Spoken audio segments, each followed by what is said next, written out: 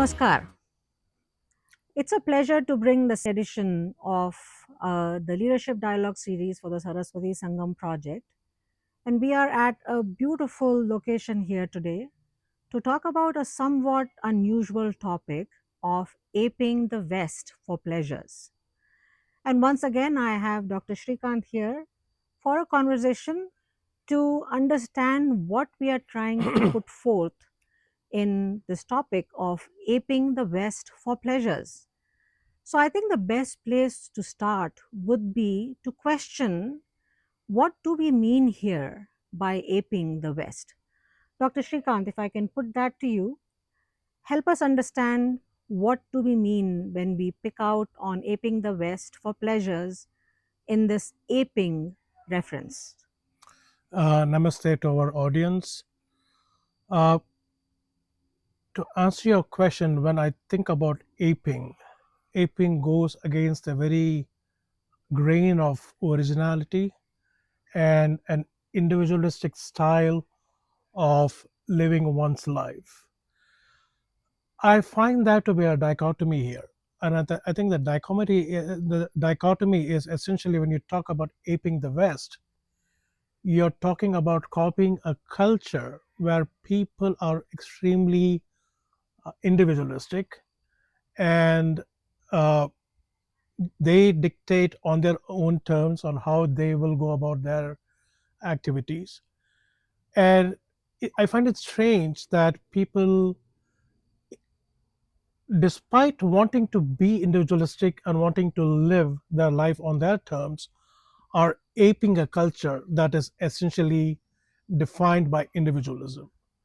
So this dichotomy is perplexing to me. I have thought about it as to why this dichotomy exists, and I've not been able to come across or find a convincing reason as to why this dichotomy exists. So, given my struggles with finding the answer to this question, I was wondering whether, based on your experience and perspectives, if you could unpack the meaning of aping a little bit more in depth. Absolutely. So you said perplexed, but actually there is very little to be perplexed because prosperity is seen in the West, and therefore all activities and choices that the West makes somehow are assumed to be superior, reflective of a more prosperous society. And that's why the aping is seen as a stage in progression to come to a prosperous lifestyle. And that is essentially what this context for the aping lies in, which creates this very unproductive, unhelpful peer pressure in all ages and all contexts in individuals where they are demonstrating that they are prosperous. And that is then demonstrated by mimicking, aping what the more prosperous societies seemingly do. And the word here really is seemingly do. So we imagine some definitions of what the West prosperous lifestyle is and pretend that that is the lifestyle one has to demonstrate to indicate that somebody has become affluent, somebody has become prosperous. And that's very dangerous because, exactly as you said, it's ironical that the society that takes pride in individualism is behaving a certain way and you ape that while you don't actually copy the individualistic way of thinking of that society. So, of course, that being the in very brief, the context for this aping behavior when it comes for seeking ways by which one seeks pleasure brings the question, what are pleasures? How should we understand pleasure seeking in this context of aping the West for pleasures? What's your view on that? So essentially, as far as I am concerned, pleasures are meant to renew oneself. In my view, there are two kinds of pleasures. superficial pleasures and more holistic pleasures. Right? Mhm. So, what are superficial pleasures? Superficial pleasures are pleasures that give you some happiness, some satisfaction in the immediate term or in the short term, right? We people talk about 2 minute noodles. If you remember back in the 80s, 90s, Mhm. uh, 2 minute Maggie noodles was such a popular thing. It still is today. And what people have done is they have brought that gratification from a 2 minute noodles packet, they have translated that onto their life.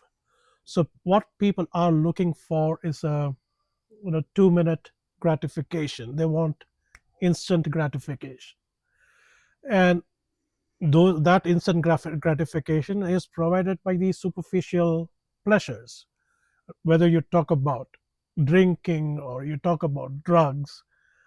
I'm focusing more on these two because these are the ills whose effect we are actually seeing in the Indian society today. I mean, you look at a state like Punjab, which has a huge drug problem, and it's a well-known fact. So, drugs and drinking are a major evil, or a major problem in the Indian society today. So, when you talk about the superficial pleasures, people, yeah, they surely they get some level of instant satisfaction, but they destroy you completely, right? So obviously the effect of drinking and drugs on health is indisputable, but that is not the only effect that they have. They erode your social standing in the society. If you indulge in too much of them, they do end up eroding your social standing. For instance, it begins to hurt your employment or job prospects. Once that happens, your social standing you know goes through a gradual erosion. So the superficial pleasures completely destroy your life inside out. But when we talk about holistic pleasures, they give you a different level of satisfaction. When I said at the beginning, pleasures to me are, they essentially mean that they're meant to renew you mentally. That's what the holistic pleasures do. They end up they provide you a mental rejuvenation, right? And what are these holistic pleasures? There are various examples. It could be a nature trip, or could be a travel to some different distant part within the country or outside the country, or it could be adventure activities. These kind of activities actually mentally rejuvenate you, and these are the kind of pleasures one actually needs to start focusing more on as a way to satisfy your instinct for gratification. So, yeah, so I would say choose between the two pleasures carefully. Superficial is short term, is short lived, but if you're looking at s- you know long term gratification, go for more holistic pleasures. So this brings me to the question: how does one avoid falling into the trap of looking at these superficial pleasures as the only source of pleasure?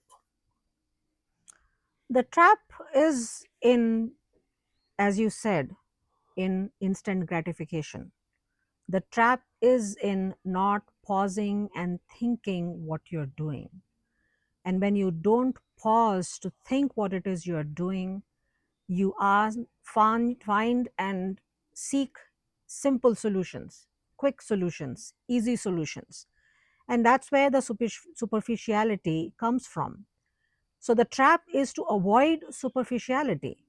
The trap is to avoid quick answers and quick ways to find pleasures, and instead really look to seek what is beneficial to you as an individual and a holistically beneficial to you as an individual for getting that pleasure.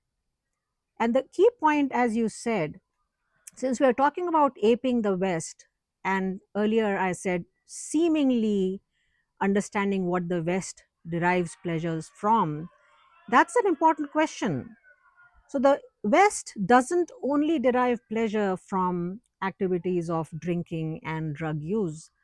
Many people in the West are very enthusiastic about travel, about being in nature, doing hikes, spending time with friends, doing positive activities, as well as various hobbies, including healthy pursuit of life, healthy pursuit of activities, whether it be gymming or yoga, which is a massive increasing trend of activities that people do for calm mental well-being, as well as, of course, the physical well-being.